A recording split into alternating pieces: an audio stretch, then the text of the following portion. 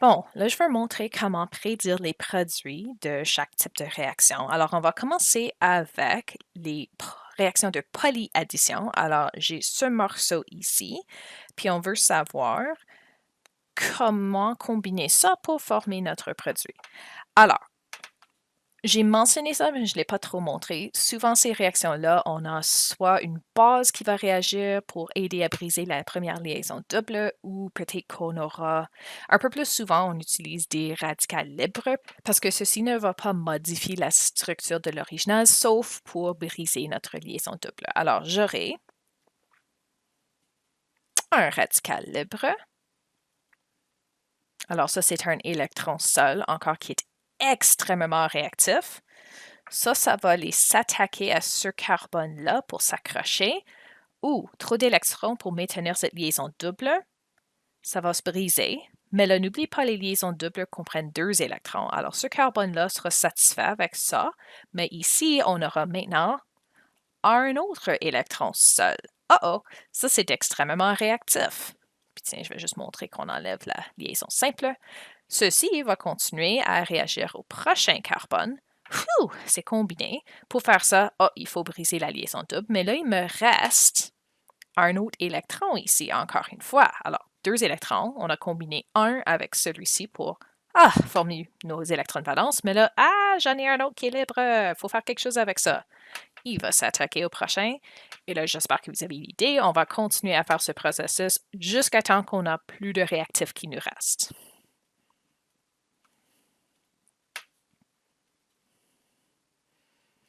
Alors, lorsqu'on met nos monomères en ordre avec ça, le tout premier, j'ai mon premier carbone, mes 2 fluors.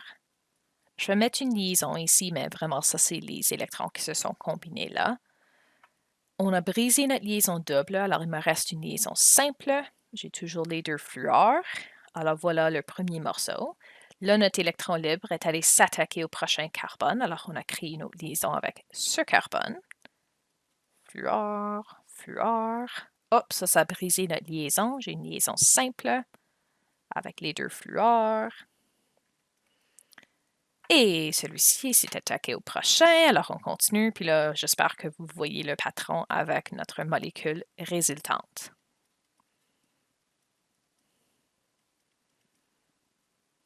Puis je vais juste mettre un tiret pour montrer que ça continue. Alors, là, on peut voir un peu qu'est-ce qu'on forme comme molécule, mais pour réduire un peu la paperasse, souvent ce qu'on a tendance à faire, c'est réécrire cette réaction-là un peu différemment pour ne pas dessiner plus que nécessaire. Alors, l'idée est d'aller trouver tes monomères. Donc, ici, si je regarde, évite de regarder un peu plus au début, mais l'idée, j'ai mes morceaux qu'on avait mis ensemble ici,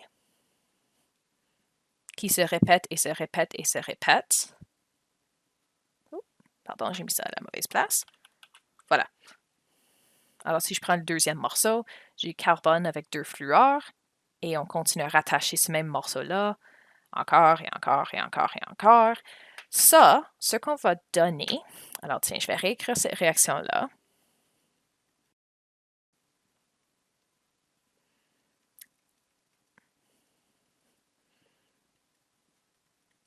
Alors, souvent, on va représenter la polyaddition en montrant quand même les 2 réactifs, même s'ils sont en réalité identiques. Et le produit formé, au lieu de montrer toute la chaîne, on va prendre simplement un des monomères en laissant de l'espace pour montrer que c'est ni le début ni la fin de la molécule.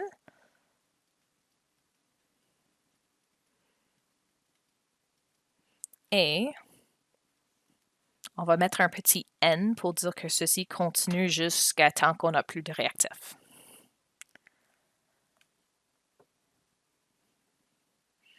Bon, un autre exemple de polyaddition avec quelque chose un petit peu plus grand.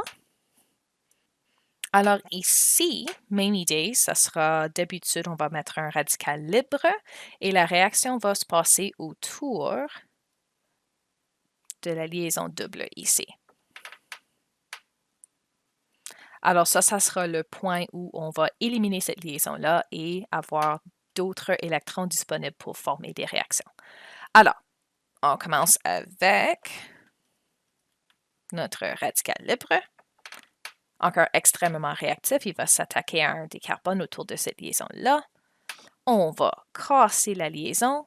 Il va rester un électron libre sur ce carbone ici qui veut vraiment, vraiment, vraiment un partenaire. Alors, il va s'attaquer au prochain. On va briser la liaison double pour former cette nouvelle liaison avec l'électron. Oh, ça veut dire que j'ai maintenant un électron qui me reste sur ce carbone et là encore c'est en chaîne comme la dernière réaction qu'on avait vue. Alors simplement pour montrer le dernier. Puis encore, je montre 3 morceaux, mais en réalité c'est beaucoup, beaucoup plus que ça. C'est juste pour vous donner une idée de qu'est-ce qui se passe des étapes. Alors voilà, dernier carbone, on a cassé notre liaison double. Et j'ai un autre électron qui est libre, qui cherche un partenaire. Et on va chercher une autre molécule pour continuer à former notre chaîne. Bon, celui-ci, je vais juste le réécrire un petit peu différemment. Alors, ici, c'est où se produit une réaction. Alors, je vais me concentrer sur ça. Alors, je vais commencer avec ce carbone ici.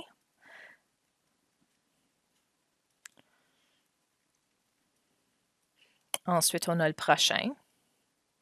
Maintenant, c'est une liaison simple. Et ce carbone est aussi relié au benzène. Alors, je vais inclure ça dans mon dessin. Bon, ça, c'est allé s'attacher ici. Alors, encore, je vais commencer avec ce carbone-là. Alors, c'est la même molécule, c'est juste redessiné. J'ai fait une petite rotation pour mettre les carbones là-bas au lieu de en haut ici.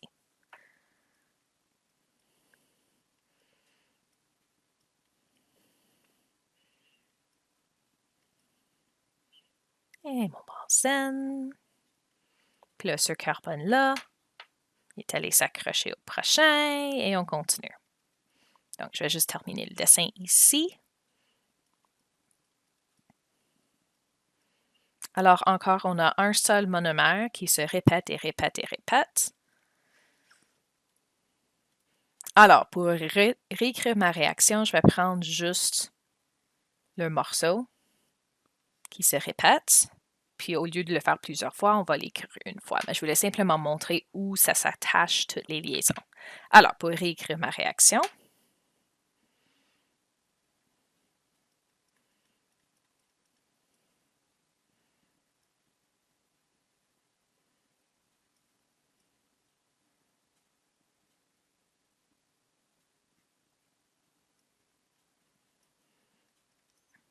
j'ai mes deux monomères.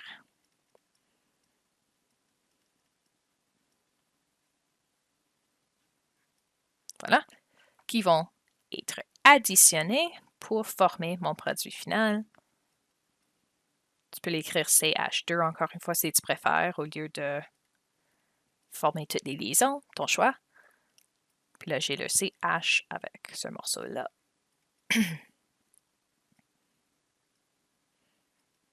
Et là, la prochaine liaison. Alors, encore une fois, ça c'est mon monomère, mon morceau, qui se répète jusqu'à temps qu'on n'a plus de réactif. Bon, prochainement, on va voir comment prédire les produits d'une polycondensation.